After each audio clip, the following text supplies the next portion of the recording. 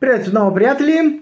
Допреди малко бях тук с един мой стар скъп приятел, та си бистрихме отново шаха и затова се сетих да направя още едно видео. Първо почвам от това за какви теми дискутирахме. Общо взето ми е наистина страшно любопитно, интересно, смешно за това как 99,2% от така наречените играчи на шах в България и говорят най-различни глупости за мен. Обобщавайки, искам категорично да кажа, че за съжаление точно това говори за нивото на кретенизъм, тъй като аз съм перфектен от всяка една гледна точка и от шахова биография, от извън шахова, и от поведение, и от опит, и от знания, и на всичко отгоре непрекъснато се себераздавам, т.е. абсолютно безплатно, наблягам този факт, безплатно, давам инвентар, знания, умения, помагам на играчите на шах и именно заради това 99,2% са тотални кретени или мошеници, които или крадат от шаха и затова аз съм им трън в очите, тъй като съм безкористен, аз давам пари, не вземам, или са съответно техни мекерета, протежета или най-често срещания случай наивни родители, на които се казва, че Кортенков е мошеник, той е шизофреник и т.н. И родителите вярват, естествено, че вярват на треньора на детето си. Ето защо причината съм я изяснил вече, защо 99,2% от шахистите в България са тотални кретени са срещу мен. И затова каня всеки желаещ, без изключение, да дойде в двореца на шаха, да види сам с очите си за какво става дума, да зададе въпросите и нататък. А сега по същество. От 16, ако не греша, септември до 27 септември в Самарканда в Узбекистан е поредната олимпиада. Веднъж на 2 години и тя е най-реномираното, най-представителното, най-важното състезание, по-важно от това за световната титла, което доста се обезличи след напускането, след отказа на Магнус Карлсен.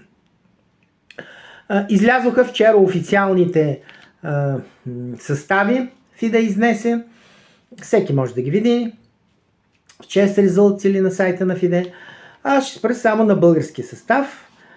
И така, започвам от върха от пирамидата. Всички знаем Топалов, вече почти 10 години на практика не играе. Тук там е някакво рапидче, тук там е за някой лев или ще даде своя рейтинг на познат турчин или на някой други го за пари, разбира се.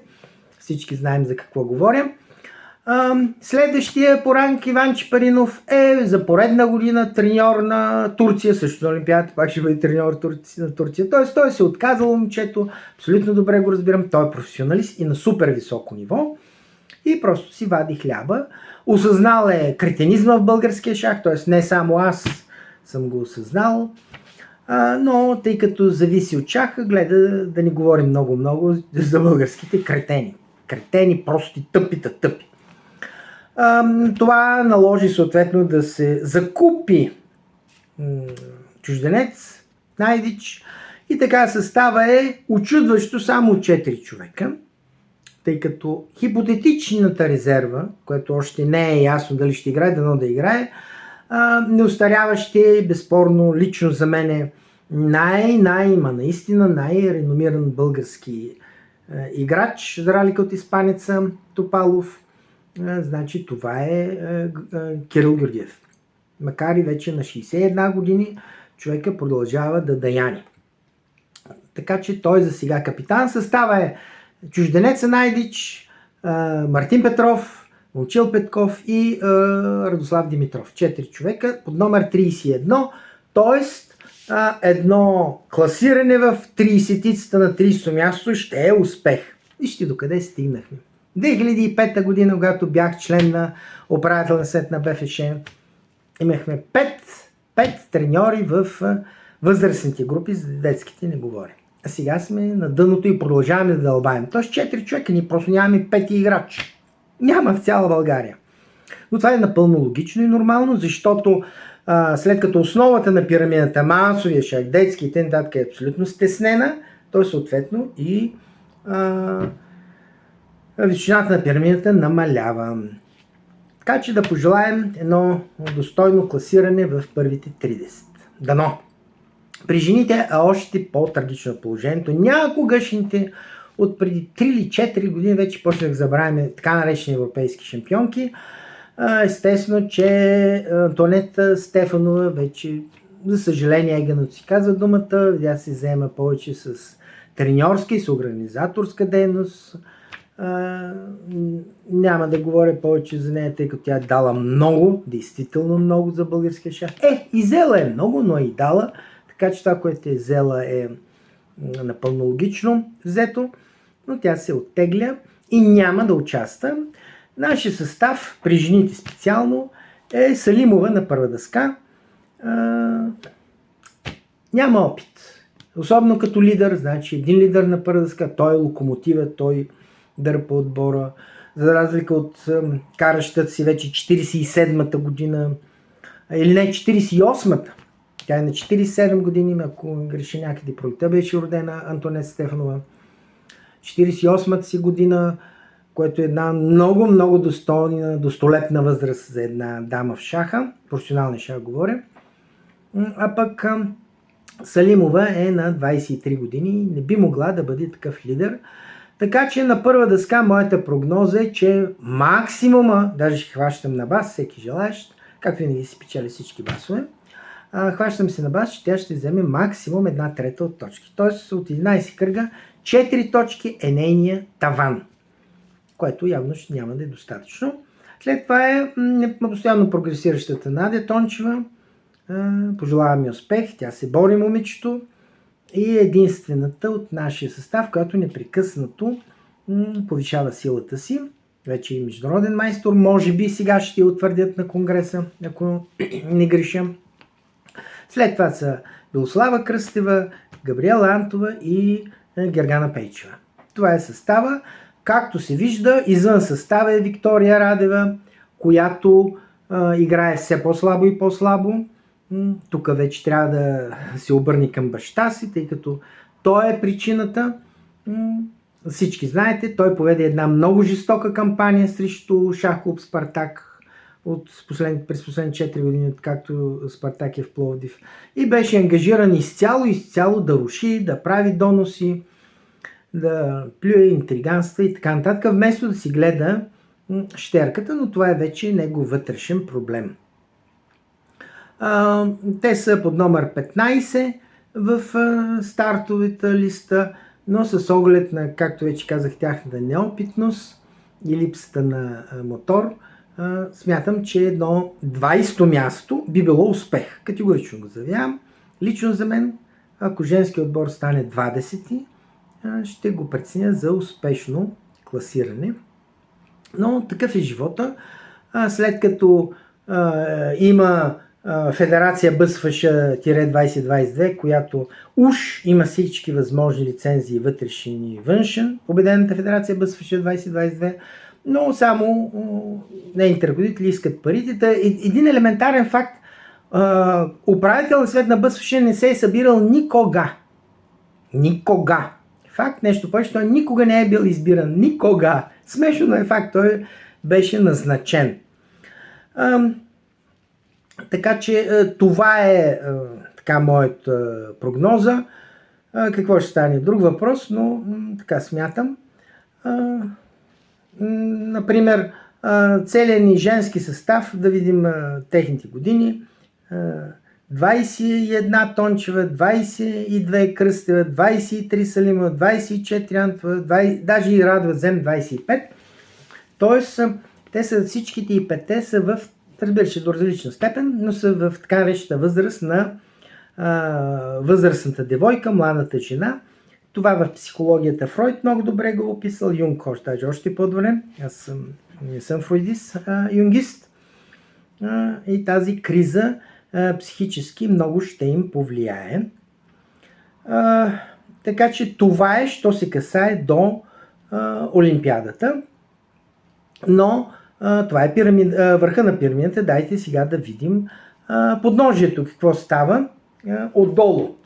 А отдолу излезе, както винаги, ежемесечната ранглиста на FIDE. Всички знаете, аз нарочно публикувам, правя една ретроспекция на всички български деца без изключение, тъй като аз имам досиета на всички тях. Но за да не ви натоварвам, ако някой желая, естествено и по-подробно ще спра на тях, не ви натоварвам, правя една таблица, която съм сложил към това видео като начална снимка. Всеки може да я види подробно. Това ще спра накратко. И така, анализирайки от юни, юли и август до момента, по години ситуация е такава. На 4 години нямаме нито едно дете. Към днешна дата, днес е 6 август, нито едно дете, в система 1, на 5 години нито едно дете, система 4.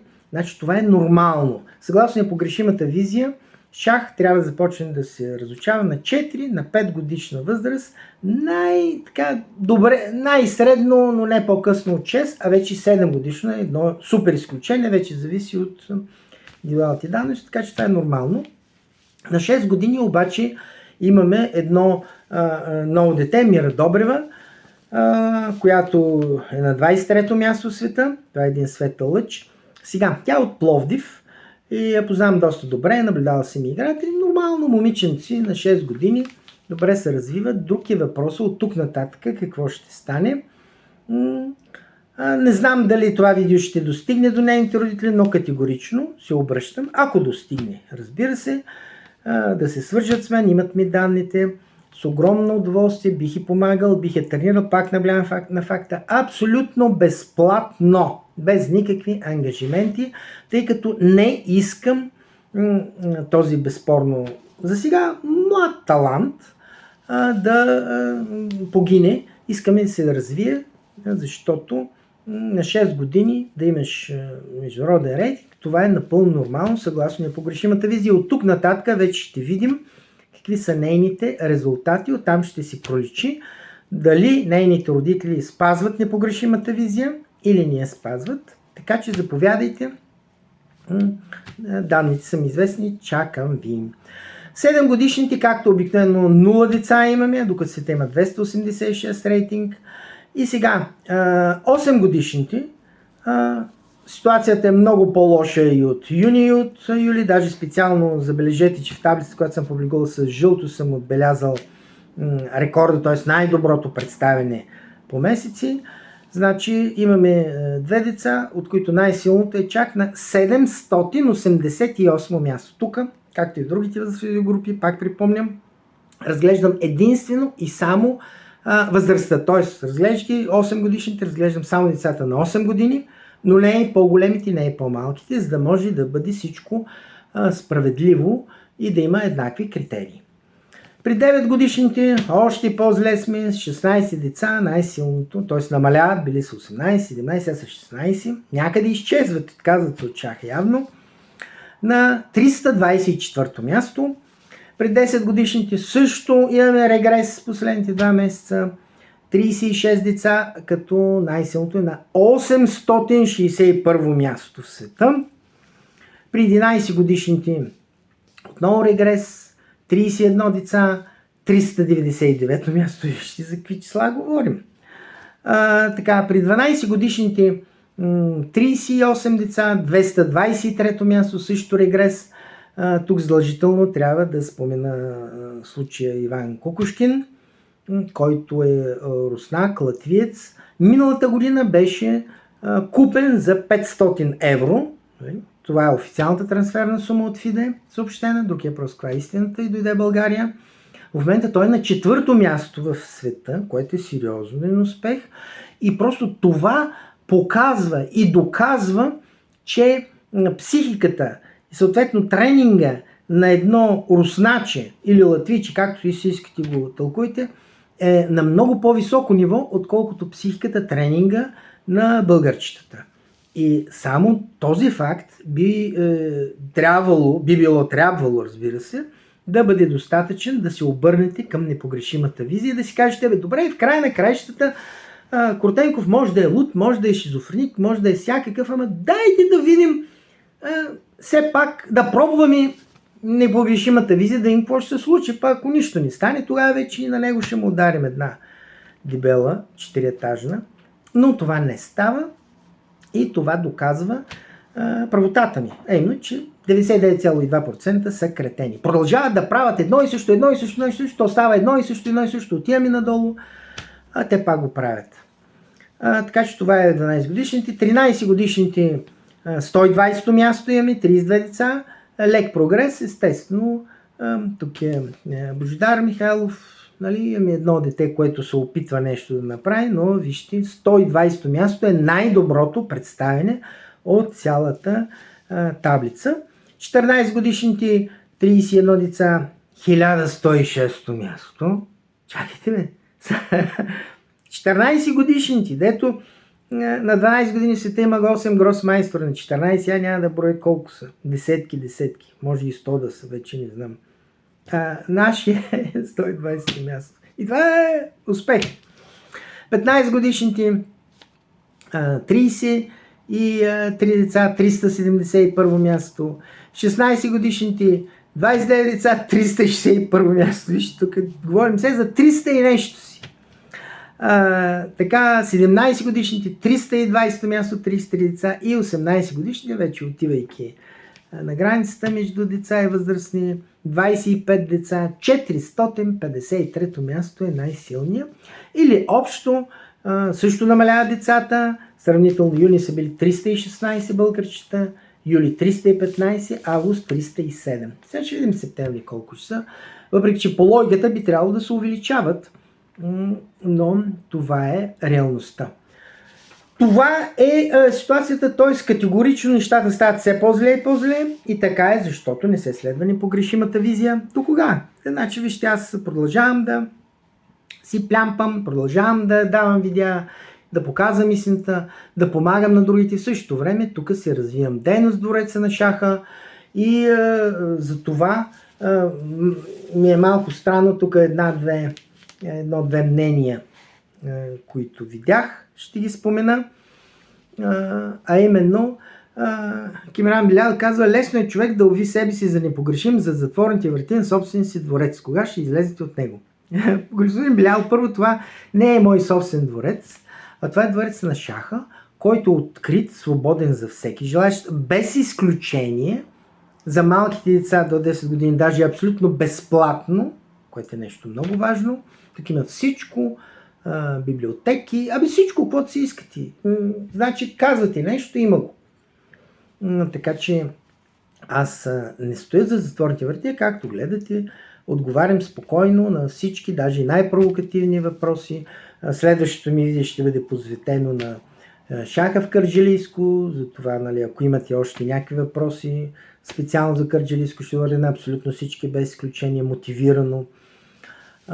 Именно за това много хора, 99,2% са срещу мен, защото аз стоя на стабилни факти, никого не обиждам, никого не обвинявам, съобщавам какво е реалното положение, соча пътя, аз самия съм непогрешим и такава е непогрешимата визия. И винаги казвам, ако някой смята, че нещо съм грешил, да заповяда двореца на шаха и да ми го каже в очите. Имате ми данните, имате ми координати, какво повече. Така че това е лесно е за човек като Кимран Билял да хвърля нали, такива думи, няма да казвам друга дума, но факти говорят съвсем друго. Нищо, свикнал съм да ме плюят тези 99,2% кретени, мошеници и наивни родители. И последното мнение, което е много интересно, на родител, може би, Рени Христова, споменава за един човек, няма да цитирам име, един треньор, който аз уважавам и даже и моето мнение винаги е било позитивно за него. Казва: не съм съгласна за еди кого си из неговия ръководител. Слушайте сега. Той е един прекрасен човек. Неговата майка също е прекрасен човек. Неговия баща е също повече от прекрасен човек. Уникално семейство, уникални хора. Може да прочетете, тук има в интернет. Малко става ми смешно. Много добри, много спокойни, смирени, много уважани от всички в града. И има защо. Човек има 2 деца, изключително успешни състезатели. многократни държавни шампиони. Ако не беше този човек градини, нямаше да има клуб по шах. И децата никой нямаше да има възможност да играят и практикуват този спорт.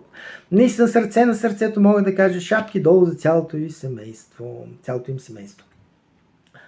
Добре, хубаво, аз това не го отричам.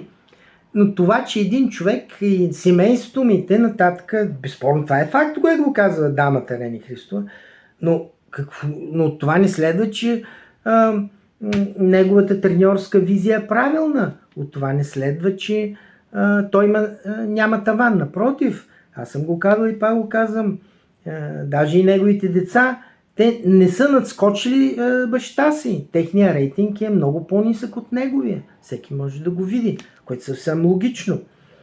Що се отнася до това, кой е прекрасен, ако критерия е прекрасност, ще спомена един исторически факт, без имена, за да няма баннат от известни такива групировки. Един Сирак, историческа личност, художник, много добър, аз съм му гледал картините, имам репродукции. Въздържател на всичко отгоре, не пие, не пуши, не пушач, отказва се от цигарите, обича животните, благодарение на него е приет първия света закон за защита на животни, т.е. един изцяло позитивен човек. Храбър, истински мъж, патриот, даже има официален медал за храброст. На всичко отгоре, прочуто списание Times го обявило за човек на годината в света. Обича децата. Нали? Той е един изцяло позитивен човек. Няма ли любовници? Даже се оженва минути преди смъртта си. Който иска да сеща за кого говоря, но сами виждате, че той човек все пак е направил определени злини. Няма да влизам в подробности. И това е доказателство категорично, че това, че даден човек е позитивен в определени области, не означава, че е негативен в други. И завършвам следното мнение, което прочетах относно изказването и, че жена не може да стане и да бъде добър учител по шах, е повече от смешно. Значи вижте какво. Айде, да се казва, обощаро не е по-високо от обувките си. Сега, говорейки професионално, и аз пак го казвам, една жена може да стане треньор по шах. И може да бъде също добър треньор по шах. Никой не съм казал обратното. Но е до определено ниво и това проистича от психиката. Примерно прочетете едното Вайнингер в края на краищата. Вижте за какво става дума. Или нямам пак да цитирам Фройд и Юнг и т.н. Значи жените, това е в тяхната същност. Те не са те са агресивни вербално, но не са агресивни физически. И това им пречи да упражняват педагогическо насилие. А именно, и запомнете, единствено и само педагогическото насилие, разбира се, педагогическо насилие, това е тънкият момент, не е физическо, не е едикво си. Педагогическото насилие позволява този задължителен елемент в обучението и възпитанието на дете, позволява това дете да прогресира. А такива глупачки като Мария Монтесори, дете си е дала, между другото, собственото си дете, се отказала от него, друг е дала да го възпитава и да не говоря. Един ден трябва да направя едно видео за Мария Монтесори, да видите колко много фалш и лъжи се крият зад мита за Мария Монтесори. Това е една много вредна доктрина, много вредна. Винаги съм казал, че Джон Дюи, като теоретик американец Джон Дюи и Антон Макаренко като практик, те са създали реалната педагогическа структура на едно реално проспериращо дете. Така че това е истината за жените треньорки. Те са до определено ниво. И още веднъж, и аз го казвам, ако някой не е съгласен с мен, да им посочи само едно единствено име на жена в света, която е обучила състезател или състезателка с рейтинг над 2400. А това е границата, че под 2400 е границата, под нея вече не си международен майстор по шах, грубо казано, разбира се. Или пък, айде за българите, българка с рейтинг над 2000 с жена треньорка. Да ми посочи още веднъж. Българска шахистка с рейтинг, международен по стандарт шах, с рейтинг над 2000, която има жена треньор. Такъв аз не знам. С това привършвам. И ако няма, разбира се, други въпроси, следващото видео ще бъде посветено единствено и само на кърджалийския шах. Чао, приятели!